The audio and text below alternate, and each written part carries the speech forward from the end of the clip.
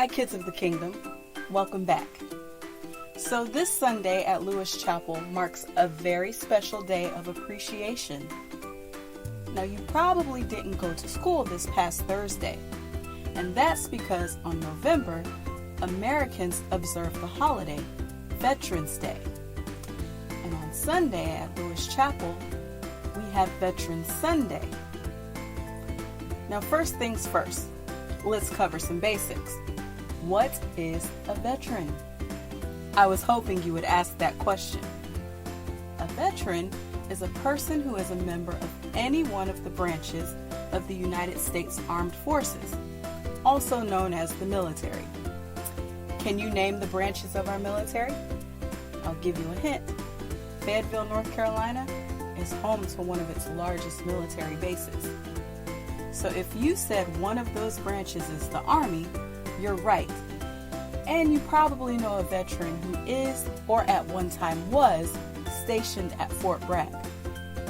The other branches are the Air Force, the Navy, the Marine Corps, the Coast Guard, and the Space Force.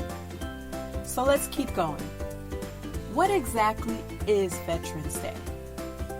Well, in 1914, World War I began. The United States, Great Britain, France, Italy, Japan, and several other countries banded together to fight against Germany, Austria-Hungary, and Turkey. The war lasted 4 years, and on November 11th, in 1918, leaders of all the countries involved in the fighting met to sign a treaty. A treaty is an agreement between countries, and this one marked the end of the fighting and the end of World War I.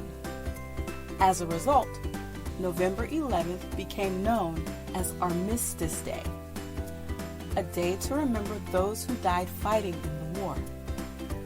8 years later, lawmakers in the United States asked the president at the time to hold special ceremonies to celebrate the day. Well, he agreed and announced that November 11th would be dedicated to celebrating world peace. So fast forward some years later, in 1945, a man named Raymond Weeks, a veteran from Alabama, had the idea that Armistice Day should celebrate all veterans, not just the ones who died in World War I.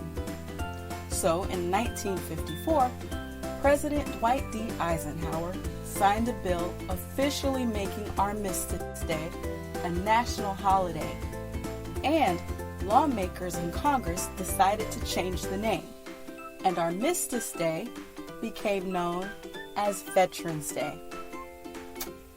So, how is Veterans Day celebrated today? Because it's a federal holiday, in America, most schools are closed, which is why you likely had Thursday off. Federal offices are also closed, and that includes the post office, so no mail is delivered on Veterans Day. Parades and celebrations are held all across the country, and many restaurants offer free meals, and stores give special discounts just for veterans.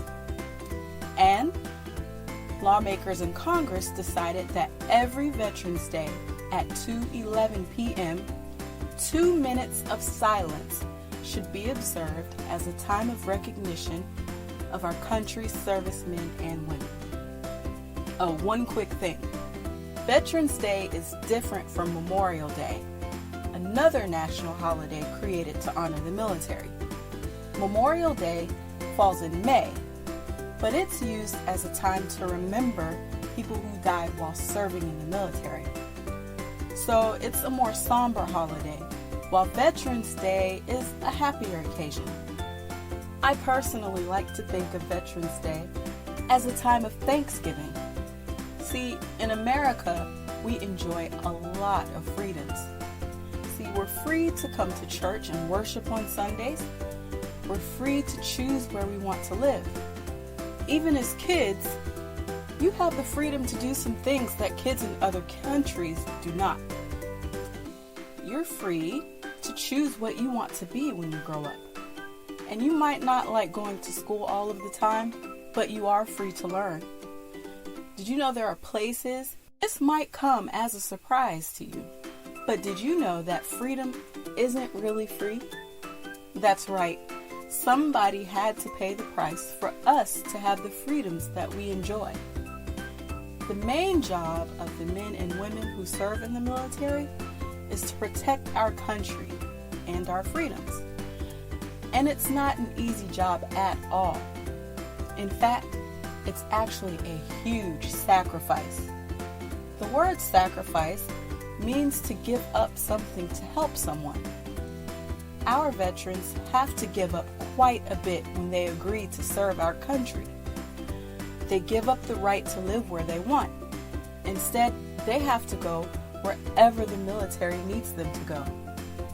Many of our veterans have had to work on holidays, even Christmas or their birthdays. Now, fighting wars, it's already a dangerous business, but veterans usually have to travel to faraway places, leaving their families behind. And there's always the risk of being wounded, even killed. So, we should all be very thankful for the sacrifices our veterans make in order to keep us all safe. Now, last week, I shared with you 3 tips for living a grateful life. If you've forgotten them, no worries. Here they are again. First, have an attitude of gratitude. Second, pray thankful prayers. And last, count your blessings. So this week, as you continue to work on your attitude of gratitude, take a few moments to send up a special prayer to thank God for all of our veterans and all of the sacrifices that they have made for us. They really are a blessing. Thank God for them. I'll see you next week.